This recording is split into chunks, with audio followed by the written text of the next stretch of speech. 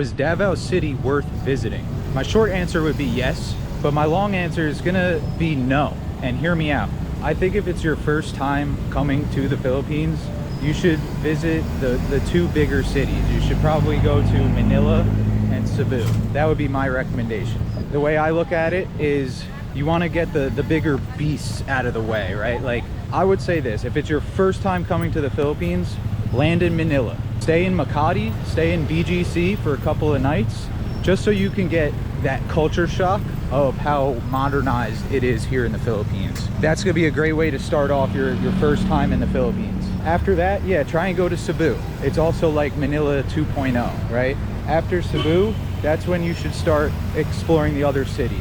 I would recommend Siargao, I would recommend Boracay, Palawan. Start going from there so you could see the island life, that side of the Philippines. Once you've gone to these places, that's when I would say check out Davao City. Also, if you're an older guy, I would definitely say yes, check out Davao, because it's a nice in between. It's not like so crazy like Manila and Cebu. So if you're like retired and you're just trying to like sit on your ass and chill, Davao is definitely the place, and you won't get bored. That's the thing, you know, it's slow enough paced here and less traffic where you could get things done. You know, you could go out for a drive and run errands without sitting in traffic for hours. It's way safer here as well.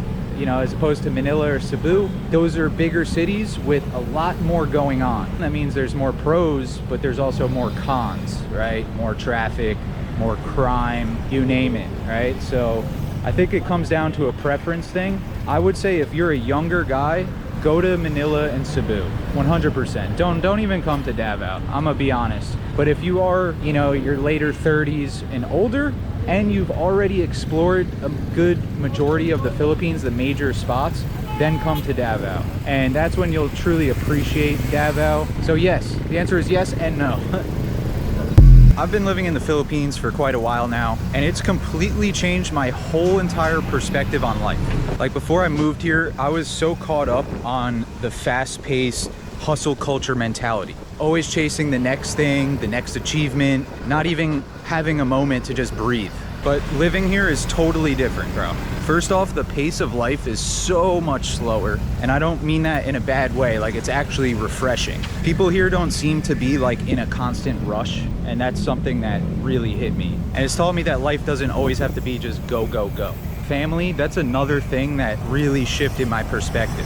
You know, I see people taking care of their parents, grandparents, even their extended family in ways that I didn't really experience back home. And it made me rethink my own relationships and how I prioritize the people in my life. And another big change for me is around materialism. Coming from the US, I had this mentality that more is better.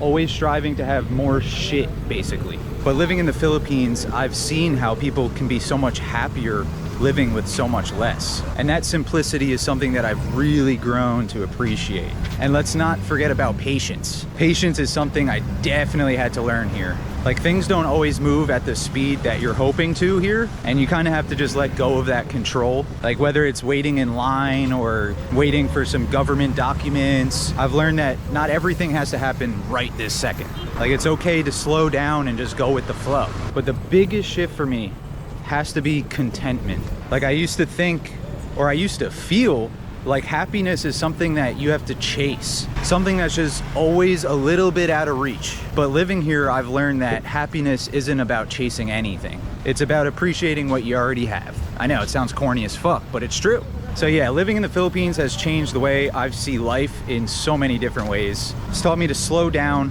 value relationships, to be content with less, and to just live in the moment a little bit more. So a lot of people ask me what was my biggest culture shock moving to the Philippines, or just leaving the United States in general. So let's go over that in this video. What, puppy?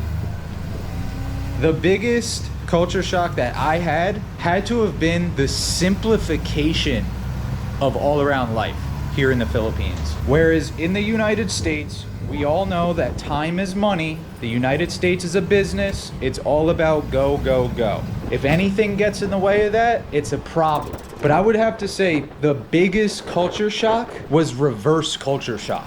Going back to the US. Bro, just looking at the people in the airport, just like fucking Like everybody were like zombies. Bro, you just like, even when you get in a car, right? Like we all know in the US, you drive a car to get anywhere, right? And like you're sitting in traffic and like you look around, bro, and people are just, everybody is in the fucking matrix. That's the best way I can describe it. People are just doing things without even realizing what they're doing. They're just going through the motions. Like all this societal norms there is all fucking tweaked, bro. The shit that's going on there right now with politics, with these gender wars, race wars, all that shit, bro. It's just so extra, and it's meant to fucking keep us angry at each other.